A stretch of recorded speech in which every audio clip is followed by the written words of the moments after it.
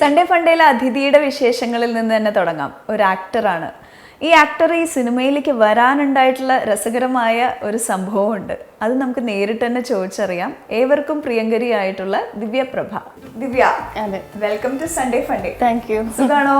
സുഖമാണ്. തൃശ്ശൂർക്കാരി കുട്ടിയാണ്. പക്ഷെ നാട് ചോദിച്ചു കഴിഞ്ഞാൽ പറയാൻ ഏതാന്ന് കൺഫ്യൂഷൻ, ഭയങ്കര കൺഫ്യൂഷനിലിരിക്കുകയാണ്. കാരണം ഞാൻ ജനിച്ചു വളർന്നൊക്കെ തൃശ്ശൂരായിരുന്നു. പിന്നെ കൊല്ലത്തേക്ക് ഷിഫ്റ്റ് ചെയ്തു കുറച്ച് റീസൺസ് കൊണ്ട്. അപ്പം എനിക്ക് പറയാൻ ഇഷ്ടം തൃശ്ശൂർ തന്നെയാണ്. അപ്പം ഇത്രയും കഥകൾ ഞാൻ പറയണം. അത് കഴിഞ്ഞ് പത്തനംതിട്ട കുറച്ച് നാള് ഉണ്ടായിരുന്നു.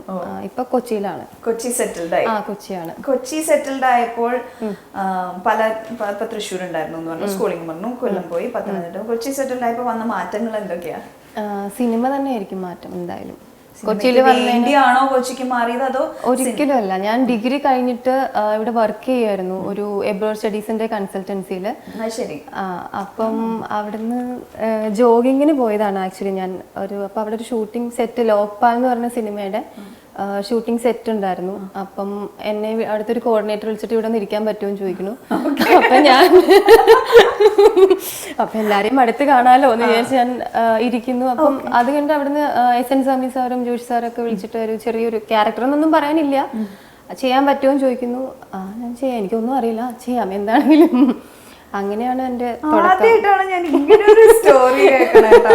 ജോഗിങ്ങിന് പോയിട്ട് ഒരു സിനിമയിൽ അഭിനയിച്ച ആളെ ഞാൻ ആദ്യമായിട്ടാണ് കാണുന്നത്. എനിക്കിത് പറയാൻ ഭയങ്കര മടിയാണ്. അപ്പൊ ഞാൻ പലരും നല്ല ചുമ്മാ കള്ളം പറയല്ലേ. സീരിയസ്ലി അത് നല്ല കാര്യല്ലേ, നമുക്ക് വന്ന് ചേരുന്ന ഭാഗ്യല്ലേ. അതെ അതെ അതെ. അപ്പൊ അത് പറയേണ്ട മടിക്കുന്നു. ഇപ്പൊ ലോട്ടറി അടിച്ചു എന്ന് പറയുന്നത് പറയാൻ നമുക്ക് നാണക്കേട് ഉണ്ടാവില്ലല്ലോ. ഇല്ലില്ല, വിശ്വസിക്കേണ്ട ആൾക്കാര്. അത് കുഴപ്പമില്ല. പിന്നെ അവിടുന്ന് ബാക്കി അവിടുന്ന് അതിലിങ്ങനെ ഒരു സംഭവം ചെയ്തു. അത് കഴിഞ്ഞിട്ട് പിയാനിസ്റ്റ് എന്ന് പറഞ്ഞിട്ട് ഒരു മൂവി, ഒരു ചെറിയൊരു മൂവി, അതില് തലൈവാസൽ വിജയുടെ മോളായിട്ട് അഭിനയിച്ചു. പിന്നെ നടൻ എന്ന് പറഞ്ഞ മൂവിയില് ചെമ്പിൽ അശോകന്റെ മോളായിട്ട് അഭിനയിച്ചു. പിന്നെ ഇതിഹാസ ചെയ്തു. അതില് കുറച്ചും കൂടി ഒരു അതെ അതെ. പിന്നെ ഇതിഹാസം കണ്ടിട്ടാണോ കെ രാജീവ് സാറിന്റെ സീരിയലിലേക്ക്? കണ്ടിട്ടൊന്നുമല്ല, എൻ്റെ ഒരു ഫ്രണ്ട് വഴി ഇങ്ങനെ. ഞാൻ എപ്പോഴും എനിക്ക് സാറിന്റെ സീരിയൽസ് ഞാൻ പണ്ട് കാണുമായിരുന്നു.